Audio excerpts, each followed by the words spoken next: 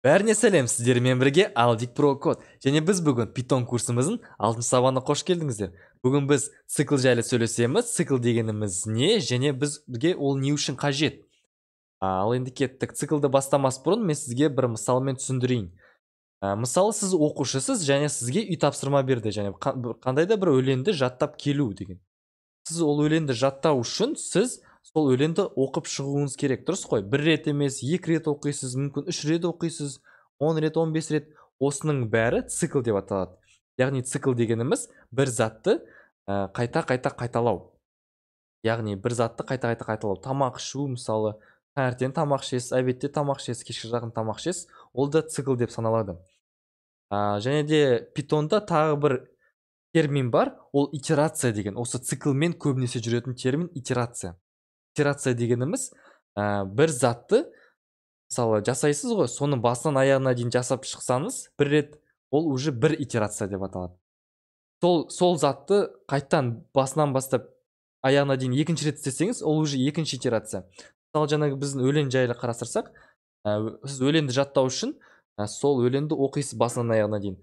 Бір рет оқып шықсаңыз, ол уже бір итерация, екінші рет оқып шықсаңыз, уже екінші итерация. Ал енді достар, біз түсіндік осы цикл жайлы. Енді программаға кірісейік. Жалпы Pythonда немесе басқа да программалау тілде циклдардың түрлері бар. Олардың өздерінің мақсаттарына байланысты циклдардың түрлері бар. While және for деген циклдар бар. Мысалы, жазайық. While және екіншісі for деген бар. Ол циклдың орындалу саны белгілі болса дейді. Циклдың орындалу саны белгілі болса, онда ол for деген циклды қолданамыз. Ал циклдың орындалу саны белгісіз болса, онда біз while циклын қолданамыз. Орындалу деген саны дегеніміз не? Жаңағы біздің бағанағы мысалға келетін болсақ, өлеңді жаттау деген. Мысалы, біз адамның әртүрлі болады ғой енді. Кейбіреулері 10 рет оққаннан жаттап алады, кейбіреулер 15 рет оққаннан жаттап алады. Біз білмейміз санын, көрдіңіздер ме? Әртүрлі болады. Ол кезде біз while циклын қолданамыз. Қанша рет жаттайтынымызды, қандай өлеңді қанша рет жаттайтынымызды біз білмейміз. Сондықтан біз while'ды қолданамыз. Егер біз нақты білсек, мысалы, мен өлеңді 10 рет оққан кезде жаттаймын, ана өлеңді менде 10 рет оққанда жаттаймын деген сияқты білетін болсаңыз, сіз сондай, онда сізге for дегенді қолдану керек. Яғни ол уже нақты білетін сан. Яғни 10 рет оққан кезде жаттаймын деген сөз. Ал мұнда while'да сіз, мысалы, бірінші өлеңді 10 рет жаттайсыз, екінші өлеңді, мысалы, 9 рет оқисыз, үшінші өлеңді, мысалы, 8 рет оқисыз. Ол белгісіз, көрдіңіздер ме? Ол белгісіз болғандықтан сіз while дегенді қолданасыз.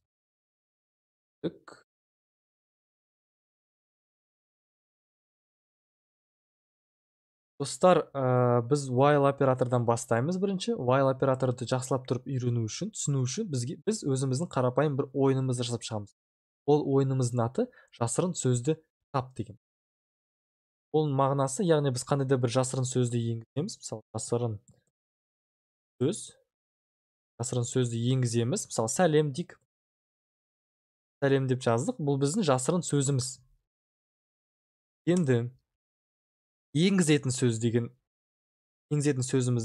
жазайық. Бұл біздің енгізетін сөз, яғни айнымалы.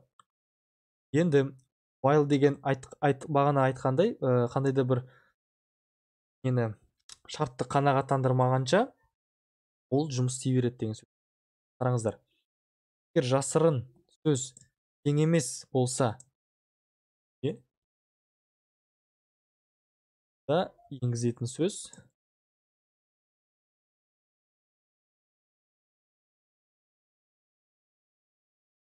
егер біз сөзді тапсақ, егер біз сәлем деген сөзді тапсақ, онда біз ұтамыз. Яғни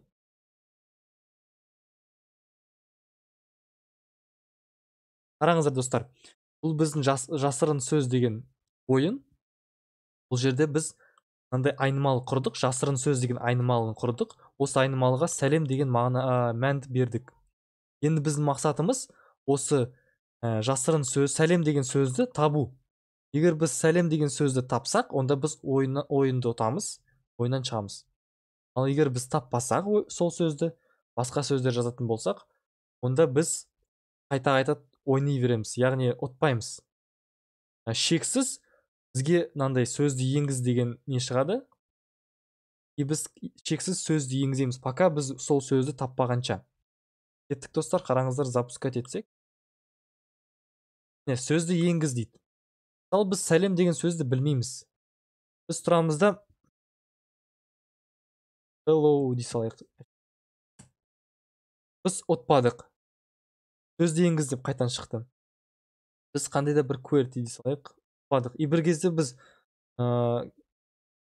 айталық, біз таптық дейік сөзді. Сәлем. Сен ұттың. Көрдіңіздер ме? Яғни біздің ойынымыздың мақсаты осы жасырған сөзді табу. Егер біз сол сөзді тапсақ, біз ұтамыз.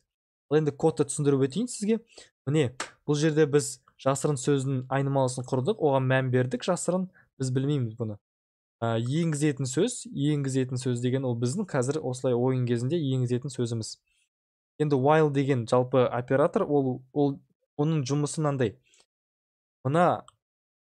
Егер мына жердегі шарт, бұл алдыңғы сабақтағы if шарт оператор сияқты, бұл да шарт егер қанағаттандырса, егер жасырын сөз енгізетін сөзге тең емес болса, онда біздің программа осының ішіне кіреді да, осы нені орындайды, осы кодты орындайды.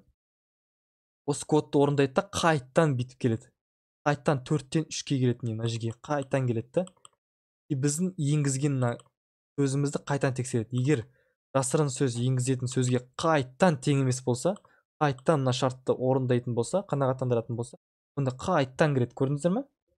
Қайттан кіріп, бізге айтады сөзді енгіз деп. Біз сияқты, мысалы, көрдіңіздер ме? Біз hello дедік. Hello дегеніміз ол біздің енгізген сөзіміз. Біздің hello тең емес қой сәлемге, дұрыс қой? Ол значит қанағаттандырып тұр мына нені шартты. Сондықтан ол мына ішіне кіріп тұр. Кіреді, қайттан мына ішіне келеді. Қайттан келеді. Шексіз келе береді, пока сіз мына енгізетін сөзіңіз сәлем болмағанша, яғни пока мына сөзге тең болмағанша ол орындай береді. Егер де сіз, біз мына жерге көрдіңіздер ме, астында сәлем деп бердік. Мына сөзіміз сәлем болды, мына сөзіміз сәлем болды. Сәлем мен сәлем ол тең ғой? Тең. Значит, мына шарт орындалмайды. Сондықтан ол мына кодымыз мынаның ішіне кірмейді. Ол сыртымен өтіп кетіп, мына жерге келеді. Көрдіңіздер ме? Енді осыны айтып кетейік. Жалпы қысқаша while дегеніміз ішіндегі шарт орындалғанша шексіз айналып жүре береді, осылай орындай береді. Егер мына шарт орындалмаса, ол шығып кетеді былай. Болды. While деген оператор сол. Ал енді достар, біз while циклімен есеп шығардық. Енді for циклі біраз есеп шығарып көрейік. For циклі дегеніміз сол жаңағы while секілді, яғни қанша рет жүгіру керек, сонша рет ол айналып шығарып береді. Бірақ оның айырмашылығы, бұл жерде шарт жоқ. Яғни while'да біз шартқа байланысты шығаратынбыз, онда бәрібір қанша рет шығару керек біз мына жерге береміз, сонша шығарамыз. Мысал үшін біз мына мысалы қарастырайық. Мына мысалда біз i деген айнымалын жарияладық, және in range 10 деп тұр. Range 10 дегеніміз, бұл міне мен жазып кеттім, 0-ден 10-ға дейін, бірақ 10 кірмейді. Сандар. Яғни 0 мен 9-ды шығарып береді, қараңыздар.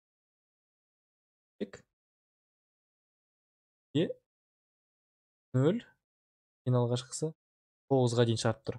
Жалпы программированияда кәдімгідей өмірдегі математикадағы сияқты емес, бұл жерде реттік сан 0-ден басталады. Яғни бізде өмірде 1-ден басталса, 1, 2, 3 деп, программированияда 0-ден басталады. 0, 1, 2, 3. Яғни біз мұнда range-ға 10 деп берсек, бізге 0-ден бастап 9-ға дейін, яғни 10 элемент шығарып береді. Бұл жерде 10-ға дейін шығар деп тұрған жоқ мағына. Бұл жерде 10 элемент шығар деген мағынада тұр. Ал егер бізге 1-ден бастап 10-ға дейін сандарды 10-ды қосу керек болса, Біз былай жазамыз. 1-ден 11, яғни 1 мен 11-дің арасындағы сандарды шығар деп тұр. Яғни 1 10-ға дейін сан шығарды.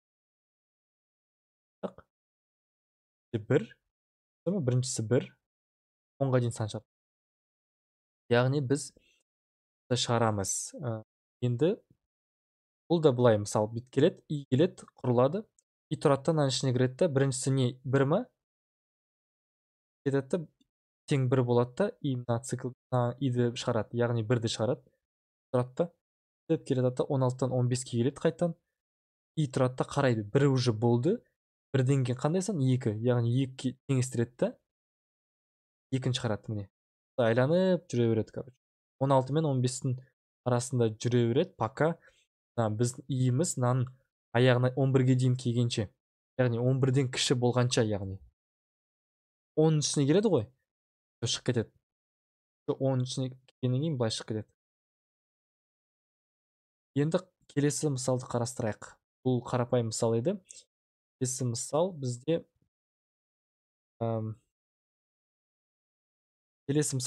бізге 0-ден 10-ға дейінгі сандардың квадратын шығару керек. Яғни 0, 1, 2, 3, 4, 5. 0-ден 9-ға дейінгі сандардың квадратын шығару керек. Яғни біз былай жазсақ, міне.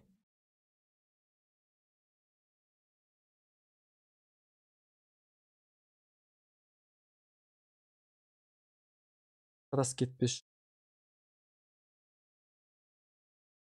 Қараңыздар. Біріншісі 0.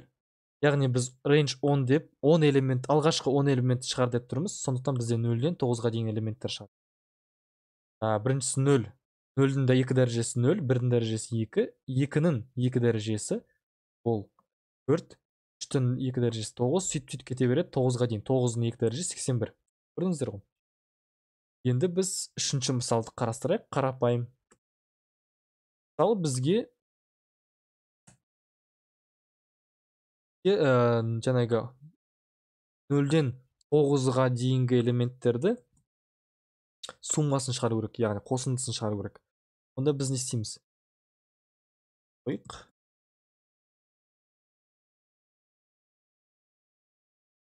Кеттік. Так,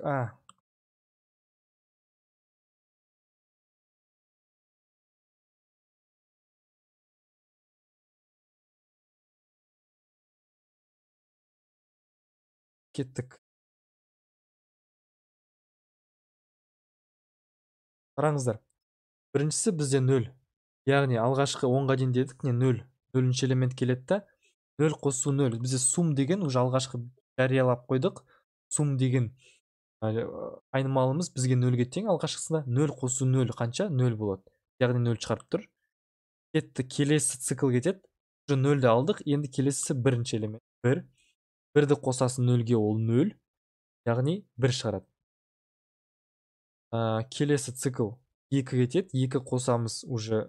Сумда бізде алдыңғы итерацияда 1 болды ғой, енді 2-ге қосамыз 3 болады. Сөйтіп береді.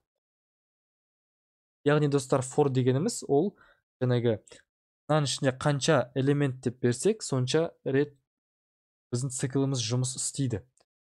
Қалай аяқталады? Сразу цикліміз былай, программамыз астыға кетіп қалады. Және де бұл циклдар тек қана сандармен ғана емес, жалпы string, яғни мәтінмен де жұмыс істей береді. Мысалы үшін мынандай қарастырайық мысалды. Кейін сәлем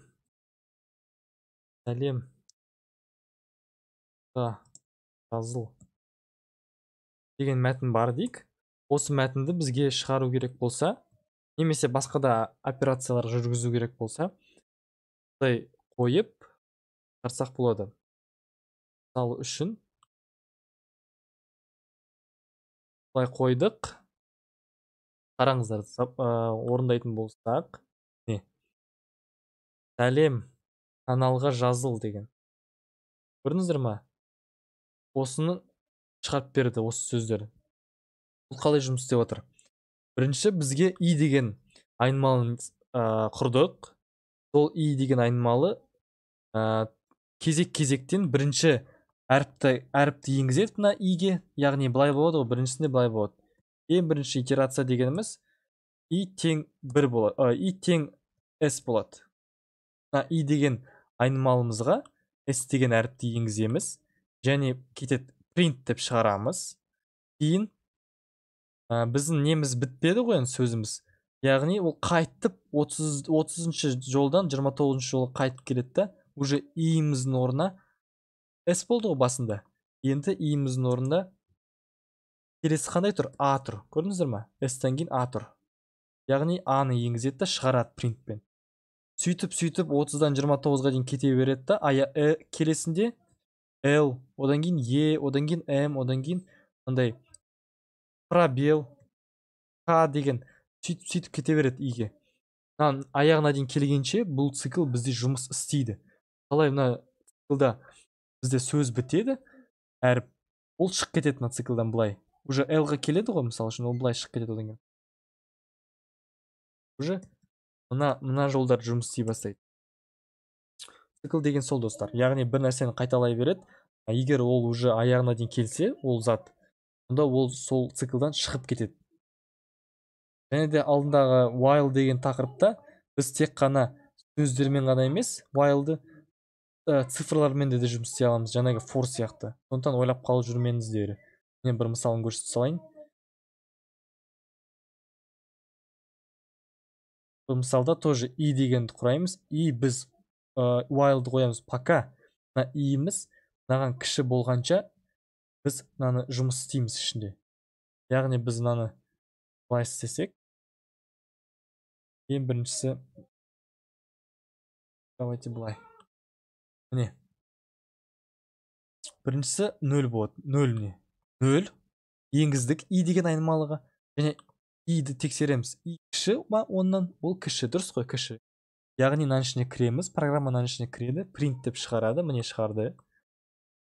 Кейін и тең и плюс 1, яғни мына 0-ді 1-ге қосамыз, яғни уже иіміз 0 емес, иіміз 1 болды. Қайтан мына 12-ден 10-шіне айланып келеді, бірақ иіміз уже 0 емес, 1 болып тұр.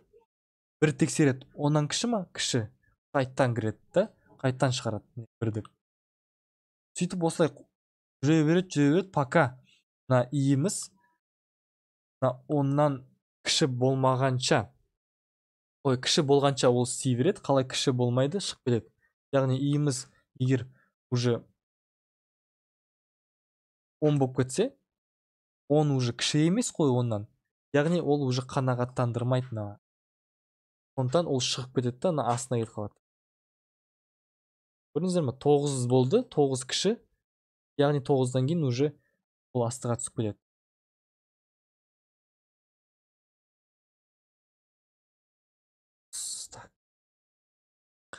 Ал жақсы достар, бүгінгі сабағымыз аяқталды. Егер сабақ ұнаса лайк басып, подписка жасаңыздар. Жақсы, кездескенше сау болыңдар.